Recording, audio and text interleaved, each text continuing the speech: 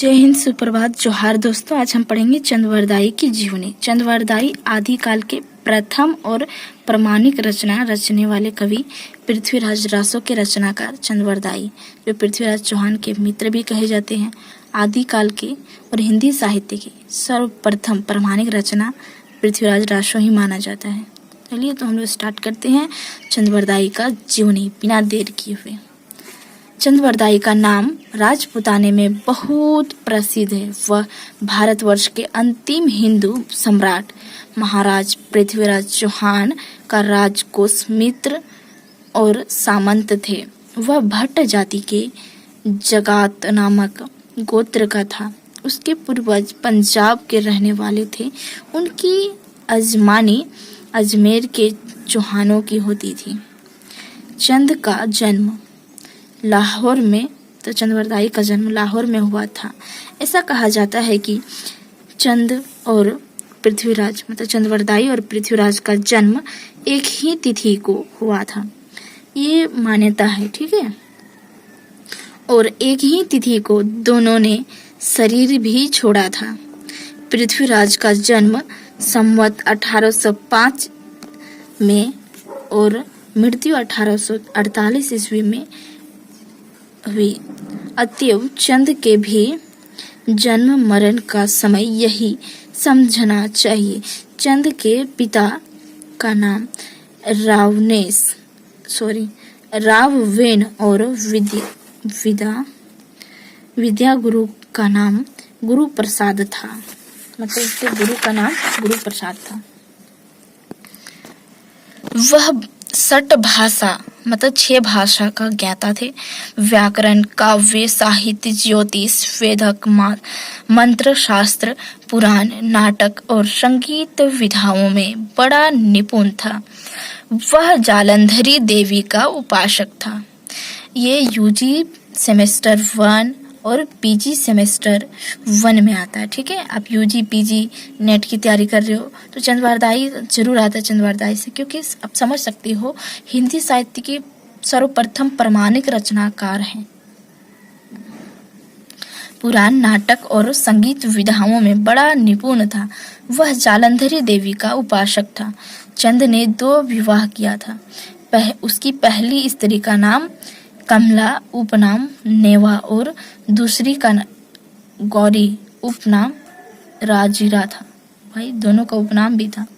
उसके 11 संतान हुई। अरे भाई रे, 2 पत्नी और 11 संतान, एक और भी हो जाता तो 1 दर्जन तो कुला ही देते। 10 लड़के और 1 लड़की थी। चंद ने पृथ्वीराज का चरित्र जन्म से लेकर अंतिम युद्ध तक पृथ्वीराज रासो नामक महाकाव्य में वर्णन किया है। उन्होंने पृथ्वीराज चौहान का जन्म से लेकर उनकी मृत्यु, युद्ध सभी को उन्होंने अपने पृथ्वीराज रासो जो ग्रंथ है उनमें पूरी अच्छे से लिखी है। अब बोला जाएगा पृथ्वीराज रासो क्या है, गद्य है, पद्य है, क्या है? तो आप लोग बोलना पड़ेगा महाकाव्य है। क्या है? खंड काव्य नहीं है, ये एक महाकाव्य है। अंतिम लड़ाई के समय चंद पृथ्वीराज के साथ उपस्थित नहीं था। वह देवी के एक मंदिर में बैठकर रासो को पूरा कर रहा था, इसलिए अंतिम लड़ाई का वृतांत वह नहीं लिख सका। पीछे से उसके पुत्र जलहन ने उस युद्ध का वृतांत लिखा है। मतलब पृथ्वीराज रासो चंद्रवरदाई ने पूरा नहीं कर पाया, उनके पुत्र ने ही पूरा किया था। रासो ने लिखा है, रासो को लिखा है कि पृथ्वीराज को शहाबुद्दीन ने पकड़ लिया था। वह उन्हें गजनी ले गया और उनकी दोनों आंखों को फोड़कर उन्हें अपने कैद खाने में डलवा दिया। रासो लिखकर चंद अपने घर आया और उसे जलहन को देकर गजनी गया। मतलब जब उन्हें पता चला चंद्रवरदाई को कि पृथ्वीराज चौहान को गजनी ले गया है तो वो भी चले गए और ये ग्रंथ पूरा ना हुआ, फिर भी अपने बेटे को दे दिए कि तुम पूरा कर देना। गया वहाँ मोहम्मद गोरी को प्रसन्न करके वह पृथ्वीराज से मिला। मोहम्मद गोरी को प्रसन्न किया, कुछ बोला होगा, कवि है भाई, लेखक है, कुछ भी बोल सकते। उसने कौशल से पृथ्वीराज के हाथ से शहाबुद्दीन गौरी को मरवा दिया। ये आप सुने होंगे, मेरे को याद नहीं आया, मत चुको चौहान, सॉरी, वो जो पद है बता देंगे कभी। ये बहुत इम्पोर्टेंट पद है जो कविता के माध्यम से उन्होंने पृथ्वीराज को बताया और उन्होंने बाण चला दिया और उस प्रकार गौरी की मृत्यु हो गई। उसने कौशल से पृथ्वीराज के हाथ से शहाबुद्दीन गौरी को मरवा दिया। फिर राजा और कवि दोनों ही कटार से अपना अपना प्राणांत वहीं किया, क्योंकि राजा जो थे उनकी दोनों आंखें निकाल दिया था, तो वो कोई काम के रहे नहीं ज़्यादा कुछ, तो इसीलिए फिर उन्होंने खुद को ही मार दिया। ऐसा मान्यता प्राप्त है यहाँ। ऐसा मान्यता मतलब ऐसा जो पृथ्वीराज रासो है उसमें लिखा गया है। पृथ्वीराज के साथ चंद का जीवन चरित्र ऐसा मिला हुआ है कि वह किसी तरह अलग नहीं किया जा सकता। चंद महाकवि थे, उनके द्वारा रचा हुआ पृथ्वीराज रासो हिंदी में एक अपूर्व ग्रंथ है। मतलब उन्होंने पूरा तो नहीं किया था ना उसमें, और उसमें कोई बुक नहीं था, तो कोई पत्र इधर हो गया कोई उधर हो गया, कहीं कहीं से कोई जोड़ के इसे बना दिया है, तो ये हो गया। लेकिन ये पूरा नहीं हो पाया क्योंकि सारे पत्र नहीं मिल पाए। ठीक है, अपूर्व ग्रंथ है। उसमें स्थान स्थान पर कविता के नवीन रासों का वर्णन बड़ी मार्मिकता से किया गया है।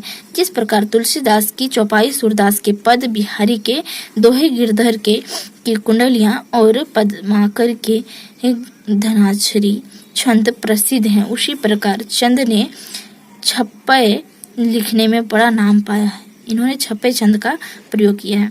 रासों की कविता में संयुक्ताक्षरों की खूब भरमार है। पढ़ते समय ऐसा अनुभव होता है कि जीभ को खूब उबड़ खाबड़ रास्ता तय करना पड़ रहा है, पर उस रास्ते में जो काव्य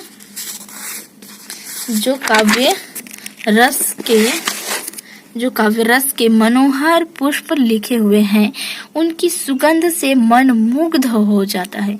रासों में वीर और श्रृंगार रस